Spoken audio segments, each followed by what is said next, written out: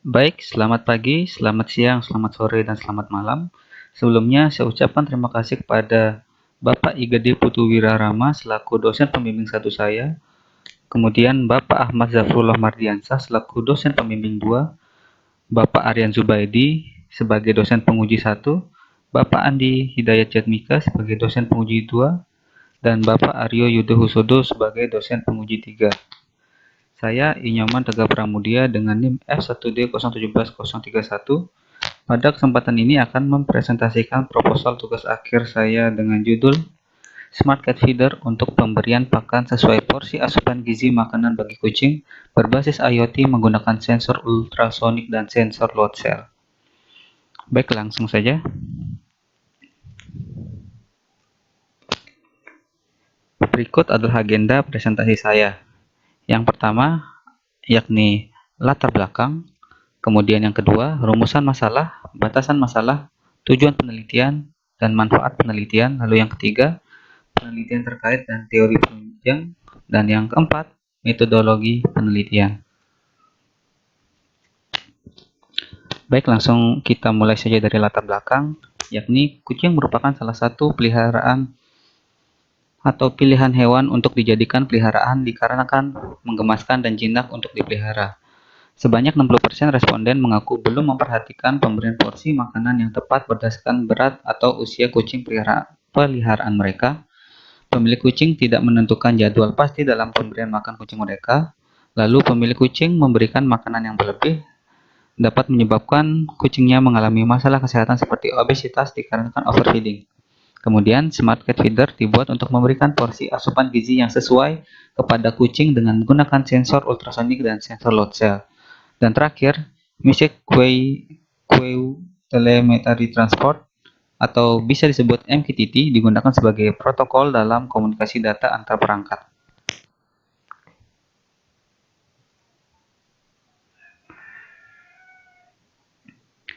Berikutnya adalah rumusan masalah.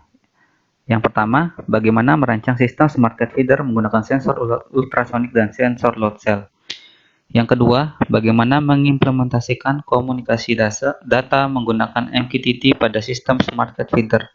Dan yang ketiga, bagaimana mengatur kalibrasi motor servo agar makanan yang diberikan sesuai dengan porsi yang ditimbang oleh sensor load cell. Selanjutnya, batasan masalah. Yang pertama, implementasi dan pengujian sistem hanya dilakukan kepada satu ekor kucing. Yang kedua, makanan kucing yang digunakan hanya yang jenis makanan kering atau dry food. Yang ketiga, komunikasi data yang digunakan adalah dengan MQTT. Yang keempat, sensor ultrasonik hanya digunakan untuk memantau sisa stok makanan yang tersedia di dalam tempat penyimpanan makanan. Yang kelima, motor servo hanya membuka penutup makanan sampai berat makanan yang berada di makanan sesuai dengan porsi yang diharapkan. Jika sudah sesuai, maka makanan akan ditutup kembali. Dan yang terakhir, keenam, pengukuran berat porsi makanan menggunakan sensor load cell 1 kg. Baik, lanjut. Di sini ada 3 tujuan penelitian. Yang pertama, merancang rangkaian sistem Smart Cat Feeder dengan sensor ultrasonik dan sensor load cell. Yang kedua, membangun sistem pemberi pakan yang akan menjaga kuantitas makanan yang diberikan agar sesuai dengan porsi makanan yang ditentukan. Dan yang terakhir, mengimplementasikan protokol MQTT sebagai komunikasi data pada sistem Smart Cat Feeder. Berikutnya adalah manfaat. Terdapat 3 manfaat di sini. Yang pertama, diharapkan dapat mengurangi potensi penyakit kucing akibat kuantitas porsi makanan tidak teratur. Yang kedua, diharapkan alat ini dapat memudahkan pemilik kucing agar dapat tetap memberikan makanan dengan porsi yang tetap terjaga. Dan yang ketiga, diharapkan penelitian ini dapat menjadi dasar pengembangan sistem serupa bagi peneliti berikutnya. Baik, lanjut ke materi selanjutnya, yakni tinjauan pustaka. Dimulai dari di sini ada 8 judul penelitian yang serupa dengan penelitian yang diajukan. Yang pertama ada pemberi makan otomatis kucing menggunakan Raspberry Pi berbasis Android. Di sini judul ini merupakan Smart Pet Feeder dan menggunakan motor servo, namun tidak menggunakan WMOS dan menggunakan Raspberry Pi. Di sini penelitiannya tidak menggunakan sensor ultrasonik maupun sensor load cell dan juga MQTT, namun menggunakan tambahan buzzer dan sensor LDR. dalam penelitiannya. Untuk judul yang kedua, pembuatan prototipe alat pemberi pakan kucing otomatis berbasis Arduino Nano dan terintegrasi dengan handphone VSMS. Jadi pada penelitian ini juga menggunakan motor servo dan juga sensor ultrasonik. Tapi di penelitian ini tidak menggunakan WMOS D1, namun lebih memilih menggunakan Arduino Nano dan untuk penggunaannya menggunakan via SMS sebagai notif untuk pemberitahuan terkait kinerja sistem yang digunakan. Lalu untuk yang judul ketiga, rancang bangun alat pemberi pakan kucing otomatis menggunakan microcontroller Node MCU berbasis Internet of Things atau IoT. Ya, jadi di sini juga menggunakan motor servo dan sensor ultrasonik dan juga sensor load cell. Namun bedanya di sini tidak menggunakan WMOS D1, namun menggunakan Node MCU. Dan untuk tambahan alatnya menggunakan RTC dan juga LCD. Seperti itu.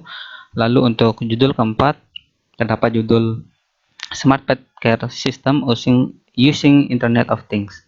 Jadi di sini Smart Pet Feeder ini juga menggunakan motor servo dan menggunakan sensor ultrasonik, dan pada penelitian ini juga tidak menggunakan WMOS D1 sebagai microcontrollernya, namun lebih memilih menggunakan Arduino.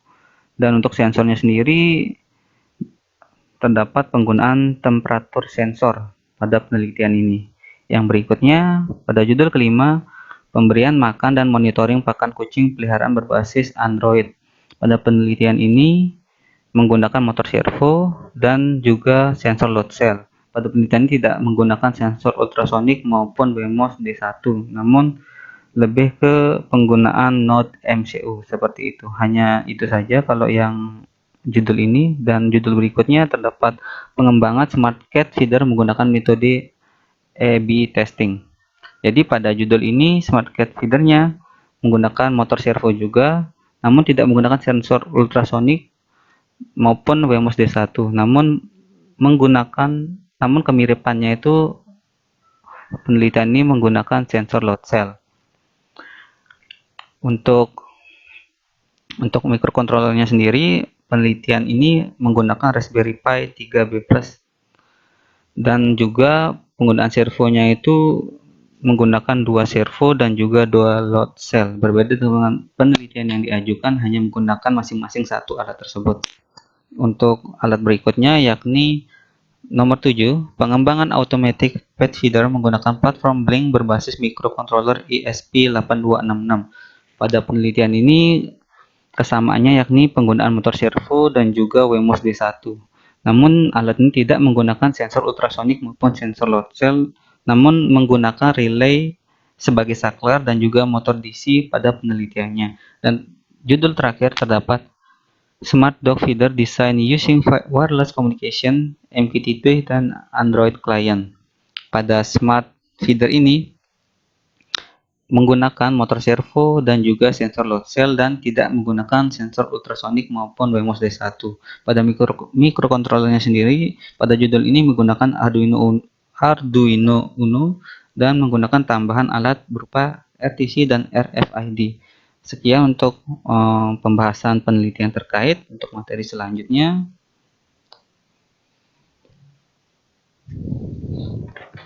yakni tinjauan pustaka dasar teori. Yang pertama yakni kucing. Kucing merupakan salah satu hewan kesayangan yang perlu mendapat perhatian untuk dipelihara, dan perlu diperhatikan asupan gizinya agar memiliki tubuh yang ideal dan terhindar dari segala penyakit akibat kurangnya perhatian gizi yang diberikan. Lalu yang kedua, terdapat penjadwalan pemberian makanan, yakni merupakan hal yang perlu diperhatikan oleh pemilik hewan.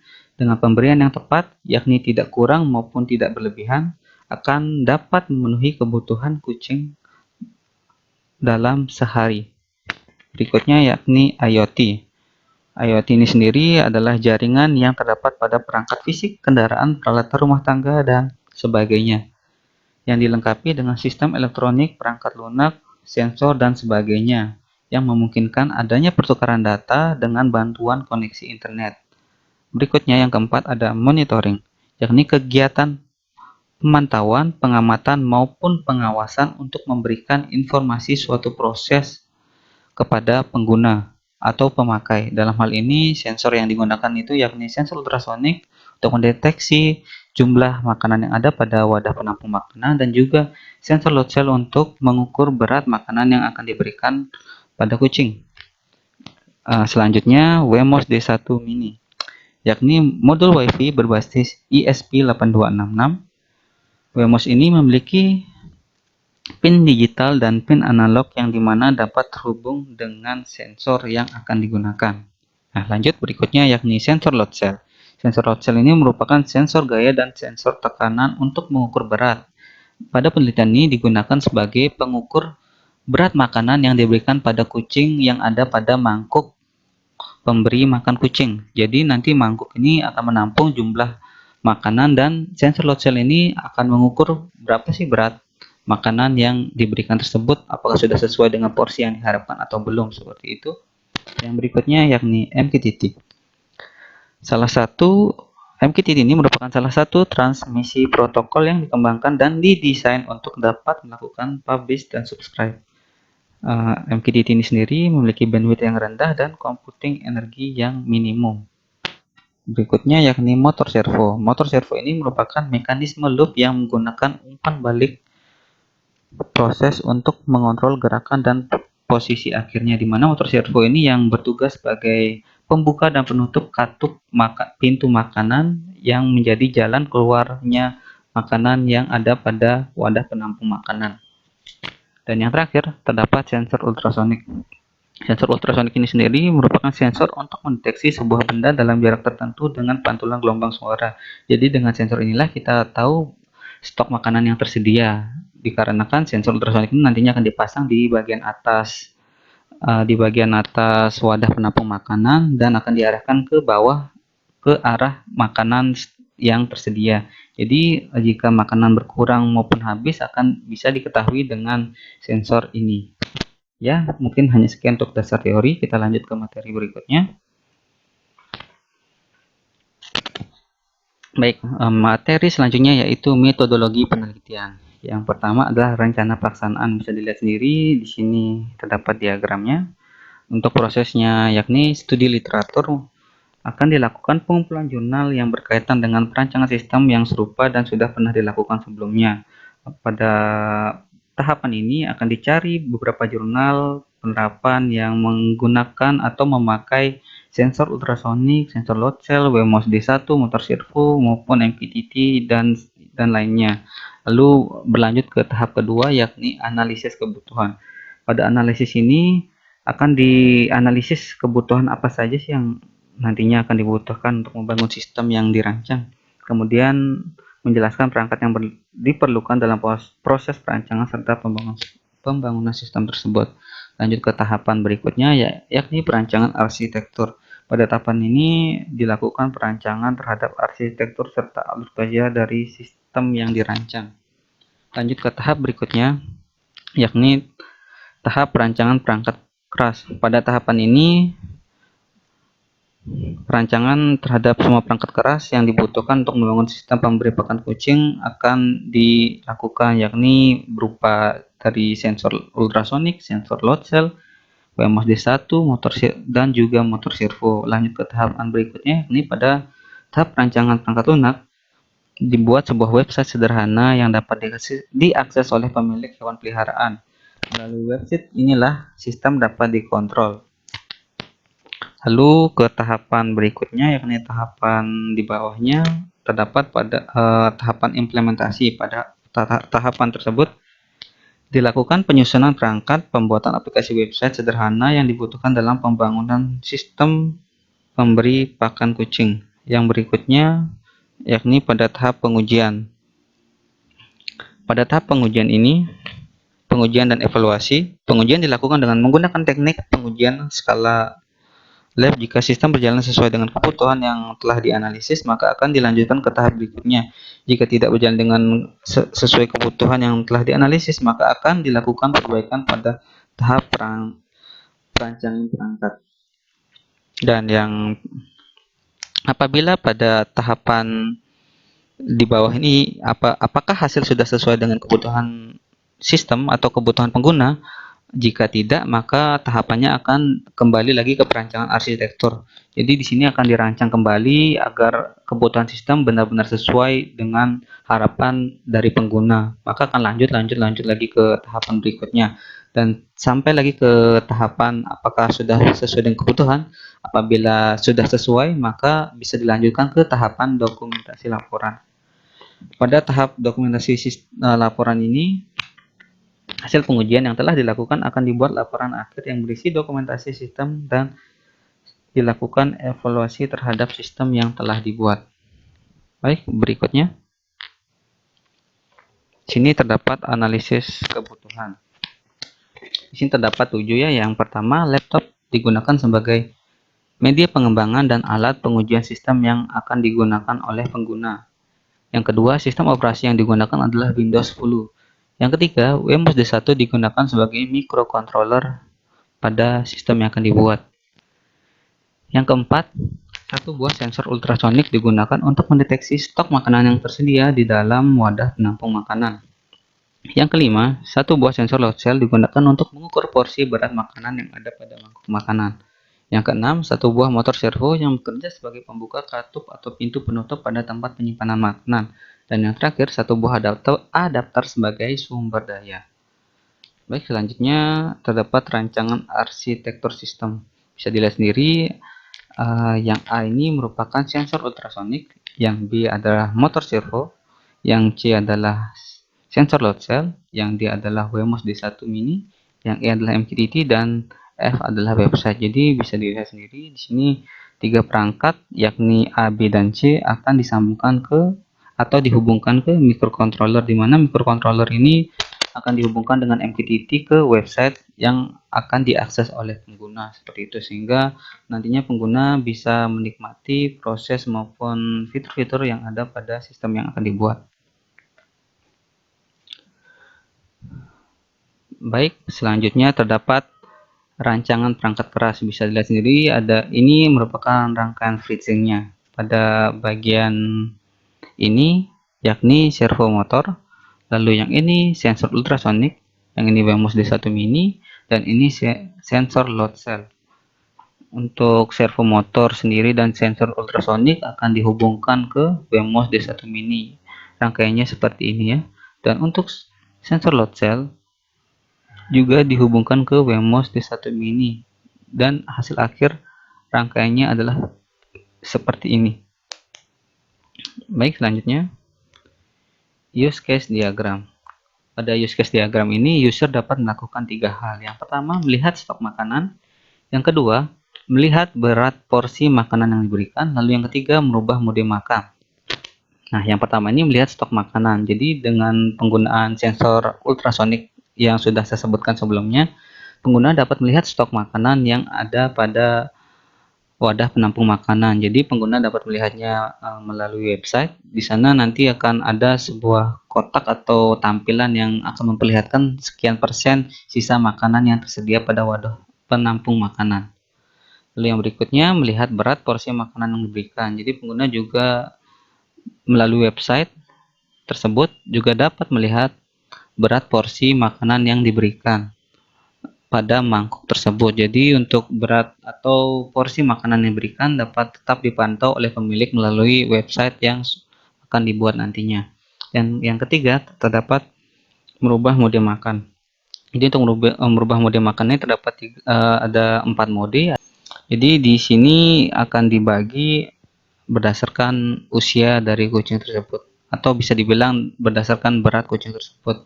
Jadi untuk berat sekian masuk ke junior, berat sekian masuk ke senior, dan berat sekian masuk ke yang satunya lagi.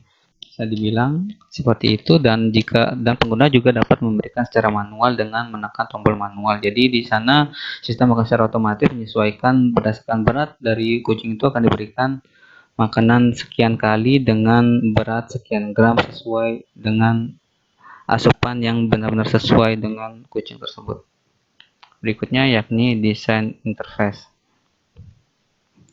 Bisa dilihat yang bagian atas ini merupakan halaman utama dari website Smart Cat Feeder. Di sini terdapat mode, ada berat makanan pada mangkuk, ada stok makanan yang tersisa, dan juga beri manual. Jadi untuk mode di sini akan bisa dilihat bahwa sistem saat ini sedang berada pada mode apa, misalkan sedang dalam mode junior, adult, atau senior, atau juga manual. Lalu untuk di bagian sini pengguna dapat melihat berat makanan pada mangkuk, dan sebelah kanan pengguna dapat melihat stok makanan yang tersisa pada wadah penampung makanan, dan juga terdapat tombol beri manual.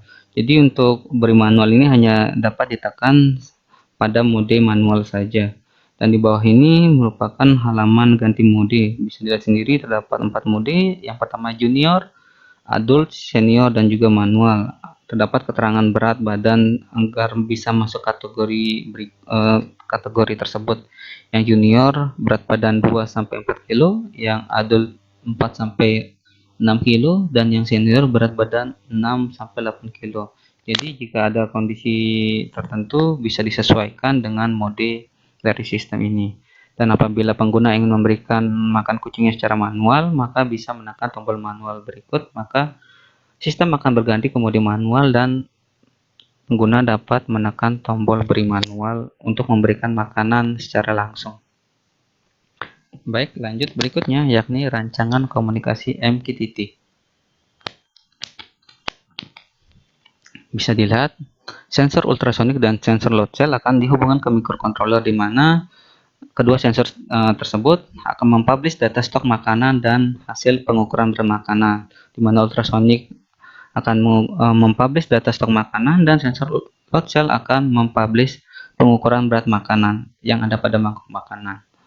Berikutnya, yang di bawah ini terdapat website yang terhubung dengan MQTT, di mana jika pengguna ingin melakukan suatu perintah, maka akan dipublish ke microcontroller, di mana microcontroller juga akan mensubscribe perintah tersebut dan akan mengirimkan perintah kepada rangkaian cat feeder yang telah dibuat. Jadi begitulah kira-kira secara sederhananya penjelasan dari rancangan komunikasi MQTT tersebut. Berikutnya yakni implementasi sistem. Pada implementasi sistem ini, pada tahapan penyusunan perangkat keras, terdapat PEMOS D1 mini, sensor ultrasonik, sensor load cell, dan motor servo yang nantinya akan disusun menjadi satu rangkaian untuk mengontrol sistem pemberi pakan kucing. Proses penyusunan perangkat dilakukan sesuai dengan perancangan perangkat keras yang telah dibuat pada tahapan perancangan perangkat keras sistem. Lalu untuk tahapan pembangunan perangkat lunak, akan dilakukan pembuatan website sederhana yang dapat diakses oleh pengguna. Website tersebut akan digunakan sebagai media untuk memantau sistem yang telah dibuat. Pengguna dapat melihat informasi pakan yang tersedia maupun informasi berat pakan yang diberikan pada kucing peliharaannya. Baik, lanjut ke tahapan berikutnya, yakni pengujian dan evaluasi sistem. Yang sebelah kiri merupakan pengujian yang dilakukan untuk mengamati dan menganalisis fungsionalitas fitur-fitur pada sistem pemberi pakan kucing tersebut untuk memastikan apakah kinerja sistem telah berjalan sesuai dengan yang diinginkan atau tidak, dan sudah mampu memberikan pakan sesuai porsi yang diharapkan atau tidak, di mana pengguna dapat mengontrol alat tersebut secara real time. Tahapan sebelah kanan, yakni tahapan kedua, dilakukan untuk menguji kelayakan fungsi sistem, mulai dari tiap sensor yang digunakan, mulai dari sensor ultrasonik, sensor load cell, lalu ketepatan penggunaan servomotornya, dan selanjutnya juga digunakan untuk memastikan apakah website yang dibuat telah dapat terhubung dengan baik dan berjalan sesuai keinginan. Yang selanjutnya, yang terakhir, yakni rencana pelaksanaan, di mana di sini rencananya itu dilakukan selama 10 minggu. Yang pertama, analisis dilakukan pada minggu pertama dan minggu kedua. Lalu untuk perancangan dilakukan pada minggu kedua, 3, 4, dan juga minggu kelima. Yang ketiga, implementasi dilakukan pada minggu kelima, ke-6, ke-7, ke-8, dan juga ke-9. Dan pengujian dilakukan pada minggu ke-8, ke-9, dan ke-10. Dan terakhir, dokumentasi dilakukan dari minggu pertama hingga minggu terakhir atau minggu ke-10. Baik, mungkin hanya sekian saja presentasi seminar tugas akhir yang dapat saya sampaikan. Terima kasih untuk segala dukungan. Terima kasih kepada dosen pembimbing yang sudah mau mendampingi saya hingga saat ini. Saya ucapkan terima kasih. Sekian dan terima kasih.